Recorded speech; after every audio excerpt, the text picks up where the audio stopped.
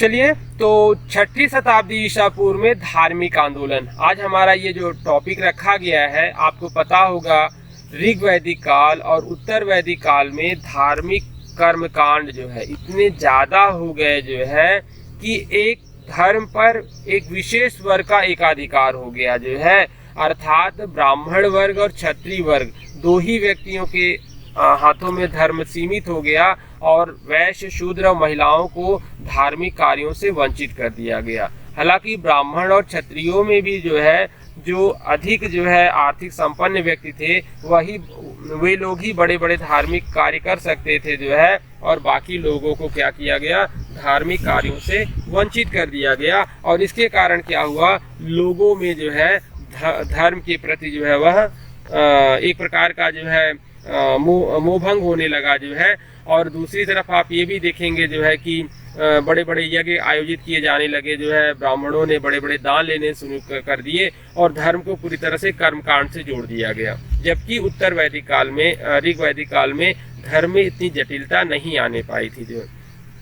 तो इस अवस्था में आप ये भी देखेंगे जो है कि 6ठी शताब्दी ईसा पूर्व में हमारे पास 16 महाजनपदों का उदय होता है, आर्थिक क्रांति होती है जो है, द्वितीय नगरीकरण की शुरुआत होती है जो है।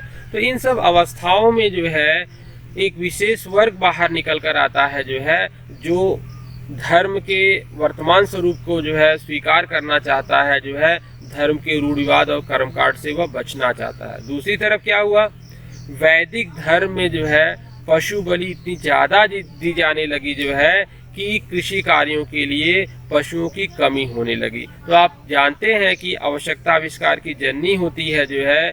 हमेशा आप देखेंगे कि इतिहास में या समय समय पर आपको जैसी चीज़ें आ जाती हैं जो है, जो कि आपको नई चीज़ें सीखने के लिए बाध्य करती हैं। जैसे आपने कभी सोचा नहीं होगा जो है कि हम कोविड-19 की प्रॉब्लम को झेलेंगे, हमारे मंदिर बंद हो जाएंगे, हमको घर में कैद रहना होगा, लेकिन ऐसा हुआ क्यों?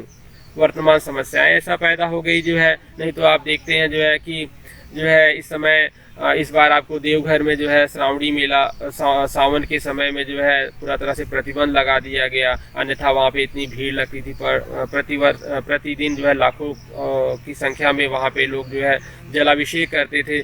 तो ये कभी सोच नहीं सकते आप जो है। तो स्थितियाँ समाज में कब परिवर्तित होंगी जो है, इतिहास में कब क्या होगा जो है, ये भविष्य के गर्त में होता है। इसलिए आप पूर्व निर्धारित चीज़ों को आप जो है पहले से ही प्लान नहीं कर सकते हैं। कभी किसी ने सोचा नहीं होगा जो है, जो मंदिर के दरवाजे कभी बंद नहीं होते हैं, और अचानक मंदिर के दरवाजे भी बंद कर दिए जाएंगे जो है। आप देख रहे हैं अभी भी जो है बड़े बड़े धार्मिक आयोजनों पर प्रतिबंध है जो है। अगर धार्मिक कार्य किए जा रहे हैं जो है, तो वह भी जो है वह दुनिया भर के नियम कानून के तहत किए जा रहे हैं, और लोग भी जो है वह धार्मिक कार्यों के लिए मंदिर में जाने से बच रहे हैं जो है। मस्जिदें बंद कर दी गई। तो इस तरह से जो है 6ठी शताब्दी ईसा पूर्व में जो है आर्थिक उदय के साथ साथ जो है भारत में जो है 62 जो है धार्मिक आंदोलनों का उदय हुआ। अलग बात है कि कुछ ही धार्मिक आंदोलन जो है वह लंबे समय तक जो है प्रभाव डाल सके जो है, बाकी धार्मिक आंदोलन अल्पजीवी रहे जो है, और वे कुछ समय के बाद जो है वह समय की गर्त में खो गए जो है।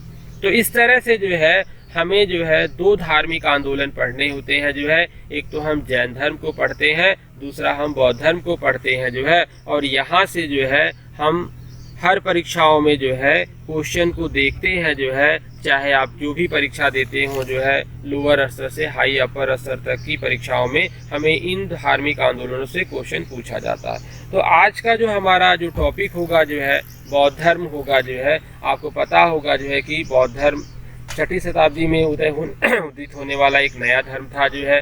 और इस धर्म के प्रणेता जो है आपके महात्मा बुद्ध थे जो है। महात्मा बुद्ध का जन्म जो है नेपाल की तराई में कपिलवस्तु के लुम्बिनी वन में हुआ था जो है।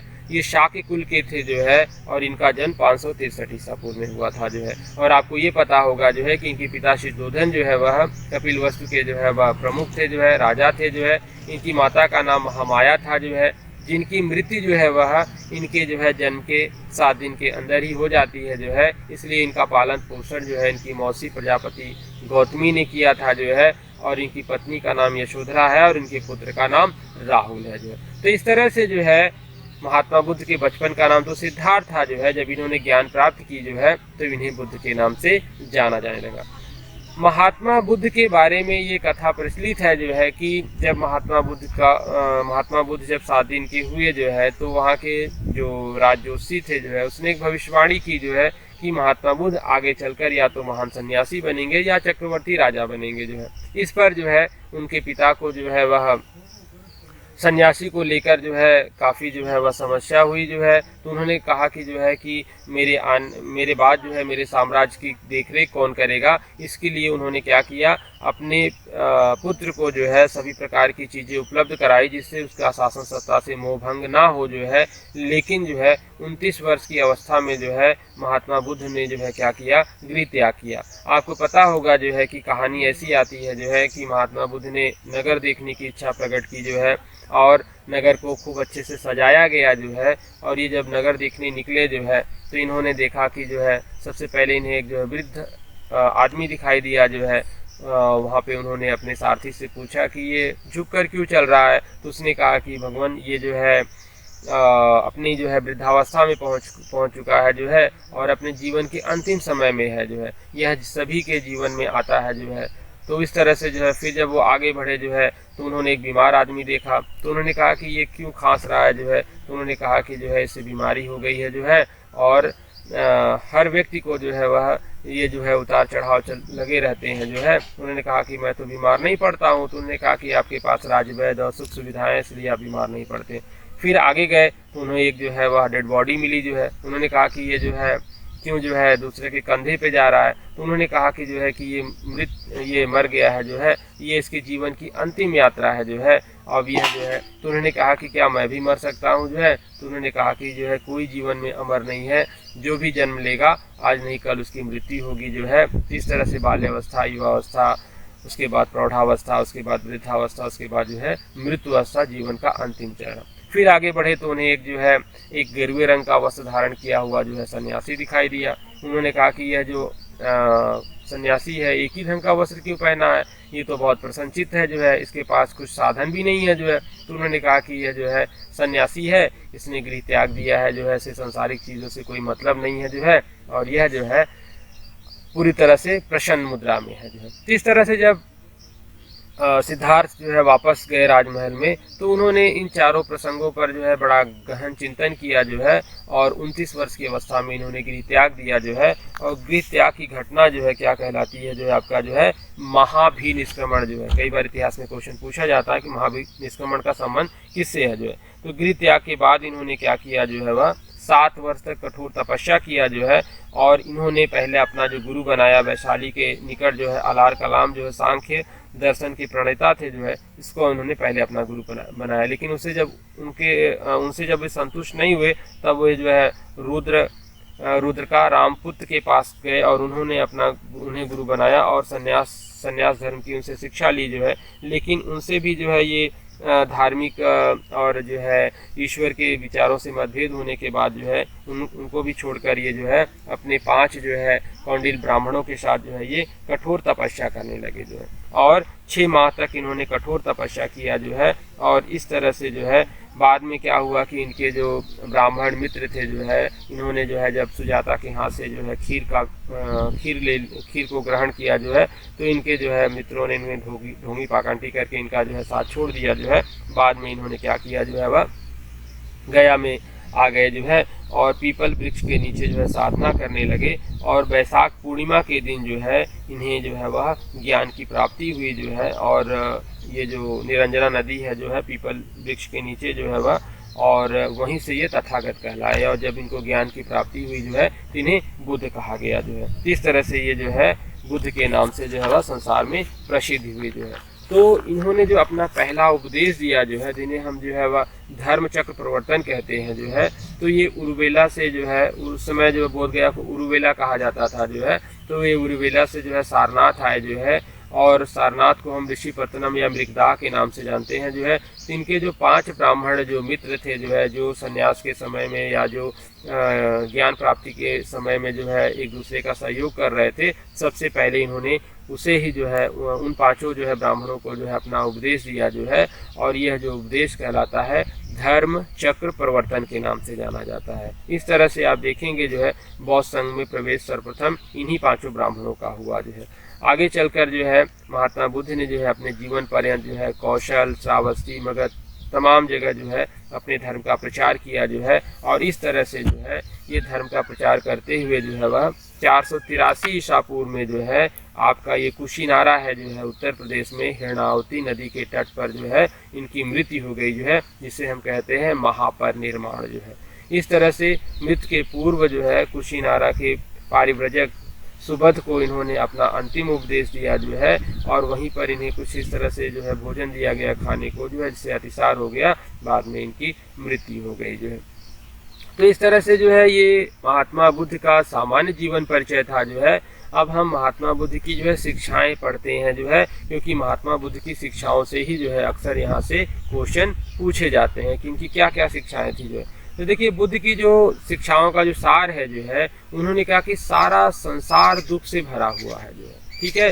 संसार में कोई भी व्यक्ति राजा से लेकर प्रजा तक जो है, अमीर से लेकर गरीब तक जो है, किसी के पास सुख नहीं है जो है, हर किसी के पास किसी न किसी प्रकार का दुख है। उन्होंने स्वयं कहा मैं राजपुत्र था जो है, लेकिन मेरे पास भी अनेक समस्याएं थी जो है। तो इस तरह से सारा संसार दुखों से भरा हुआ है जो है। और इन्होंने जो सिद्धांत दिया इसे हम कहते हैं 4 आर्य सत्य। तो पहला इन्होंने दिया दुख है, दूसरा इन्होंने दिया कि दुख समुदाय अर्थात पूरा संसार दुखों से भरा हुआ है, तीसरा इन्होंने कॉन्सेप्ट दिया दुख निरोध अर्थात दुखों को समाप्त किया जा सकता है, दुख निरोध गमनी प्रतिपदा जो है। तो इस तरह से आप देखेंगे जो है कि जो दुखों का निवारण है जो है, दुखों के निवारण के इन्होंने क्या किया, अष्टांगिक मार्ग की चर्चा की जो है। अष्टांगिक मार्ग या मध्य मार्ग जो है, या इन्हें का जो है वह मध्यम प्रतिपदा आदि नामों से जाना जाता है।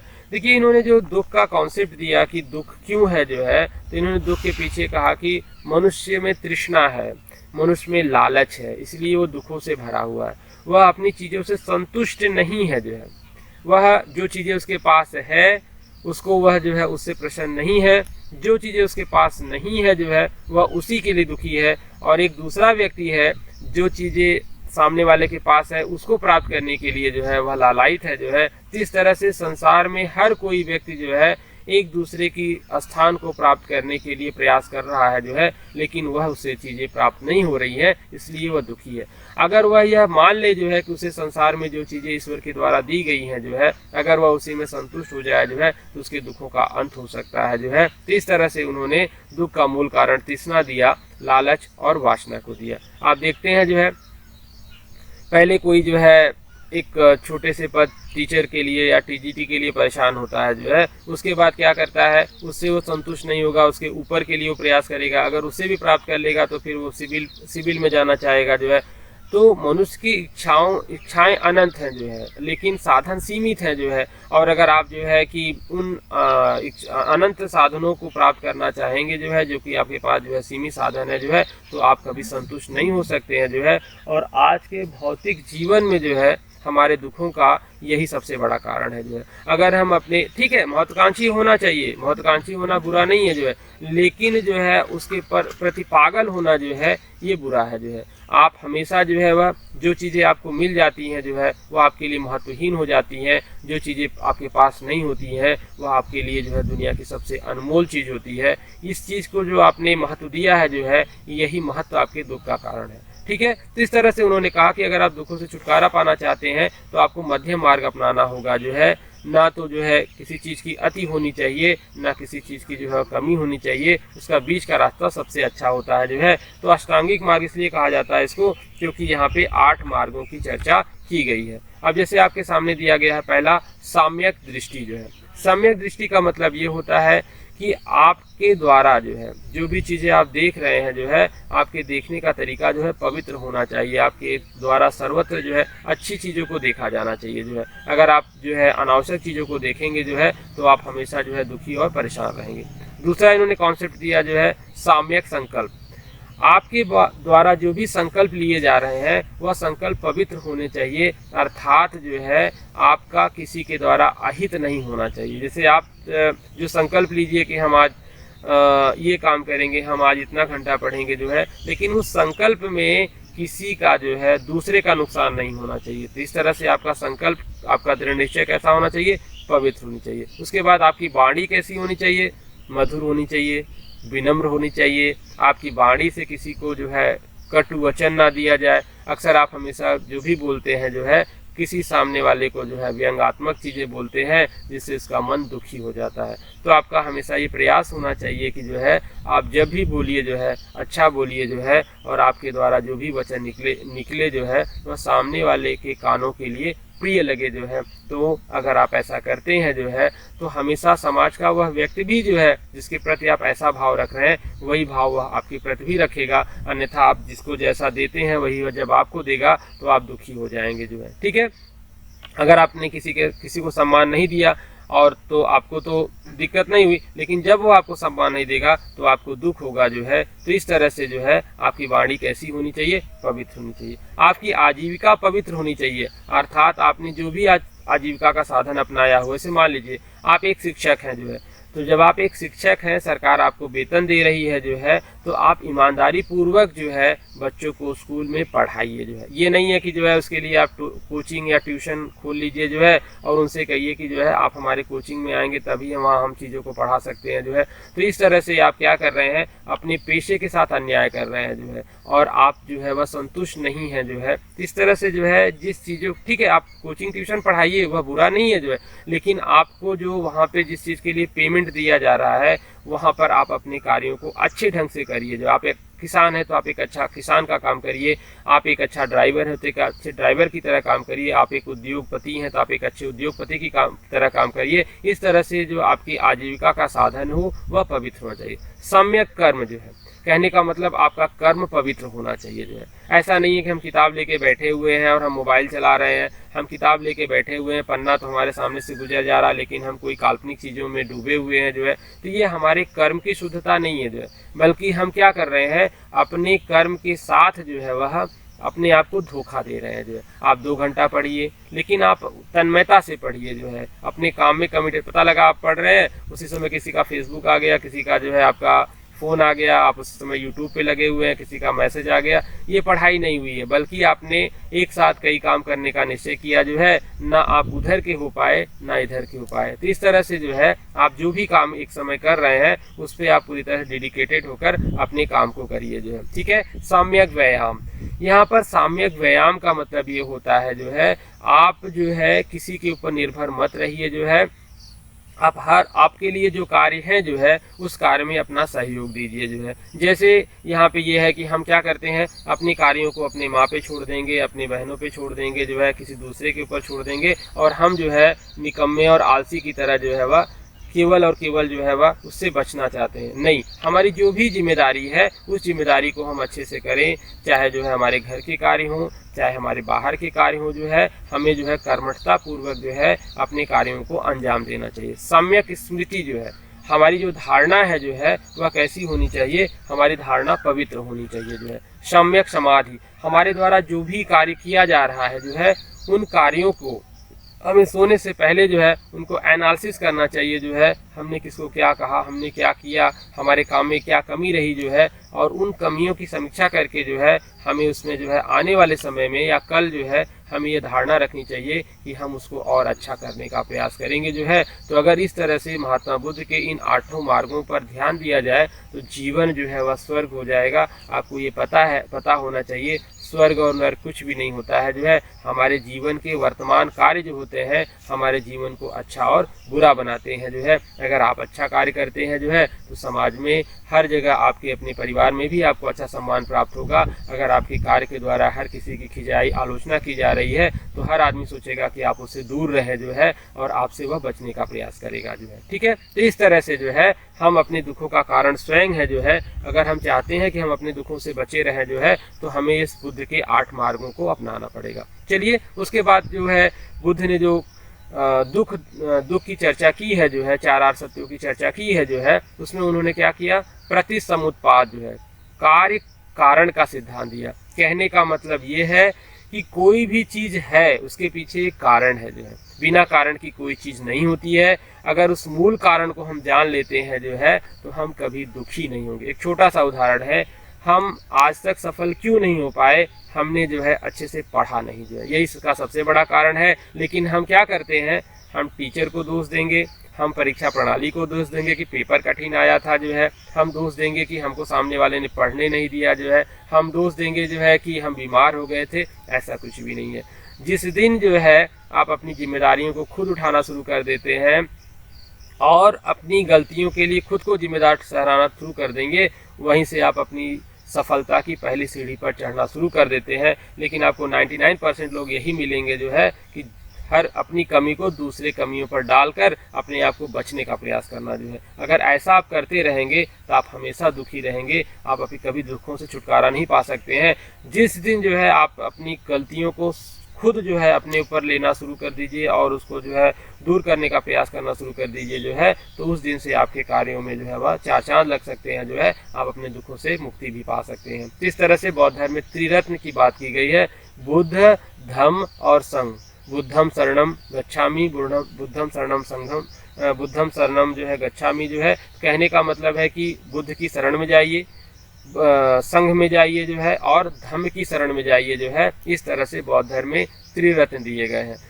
बुद्ध को जो है साकी मुनि, तथागत और बुद्ध आदि नामों से जाना जाता है। बुद्ध के समय में जो है या बौद्ध धर्म के समय में अन्य संप्रदाय भी जो है वह थोड़ा सा चर्चा में थे, जो है यहाँ से पूछा जाता है क्वेश्चन कि फला संप्रदाय की स्थापना किसने किया? तो एक आजीवक संप्रदाय था जिसके संस्थापक माखली गोसाल थे, जो है ठीक है। उसके बाद घोर अक्रियावादी था जिसके जो है संत माने प्रणेता थे पूर्ण कश्यप, जो है उच्छेदवादी था जो है अजित के कम्बलीन थे, जो है उसके बाद नित्यवादी था पकुत कच्चायन थे, जो है संदेहवादी था जो है संजय वेलपुत्र थे, जो है और महावीर जो है जिन्हें हम निकंठ नाथपुत के नाम से जानते हैं, जो है इस तरह से जो है 5-6 संप्रदाय हैं जिनके बारे में हम जो है वह पढ़ते हैं। जो है अगर हम बात करते हैं कि बौद्ध धर्म में जो है वह सबसे जो पवित्र दिन है जो है वह बैसाखी पूर्णिमा को माना जाता है, जो है और इस तरह से आप देखेंगे जो है इसे हम बुद्धि पूर्णिमा भी कहते हैं, क्योंकि जो है बुद्ध का जन्म जो है वह बुद्ध का जन्म, ज्ञान प्राप्ति, मृत्यु जो है यह सब जो है आपका जो है वह बैसाख पूर्णिमा को ही हुआ था, इसलिए उसे हम बुद्धि पूर्णिमा कहते हैं, जो है और बौद्ध धर्म में यह सबसे पवित्र दिन माना जाता है। बौद्ध धर्म की 4 समितियां हैं आपके सामने, जो है यहाँ से भी क्वेश्चन पूछे जाते हैं। तो पहली जो समिति हुई थी वो राजगिरी में हुई थी, सप्तपर्णी गुफा में 483 ईसा पूर्व में हुई थी। इसके अध्यक्ष महाकश्यप थे और उस समय राजा जो थे अजातशत्रु थे, जो है और यहाँ पर विनय पिटक और सुत पिटक नामक 2 ग्रंथों का संकलन किया गया। द्वितीय जो समिति हुई थी आपकी वैशाली में हुई थी, 383 ईसा पूर्व में हुई थी। इसके अध्यक्ष अरुकामी थे, शासक अशोक थे, जो है और इसमें अस्थावीर और महासंघिक में मतभेद हो गया, जो है अर्थात बौद्ध धर्म 2 भागों में बंट गया। तीसरा सम्मेलन होता है पाटलिपुत्र में, जो है जो कि 251 ईसा पूर्व में होता है। इसके अध्यक्ष मोगली पुत्तिश को बनाया गया था, शासक अशोक को बनाया गया था। अभिधम पिटक की रचना यहाँ पर की गई है, जो है और यहाँ पे बौद्ध धर्म का जो विभाजन था जो है उस विभाजन को समाप्त कर दिया गया।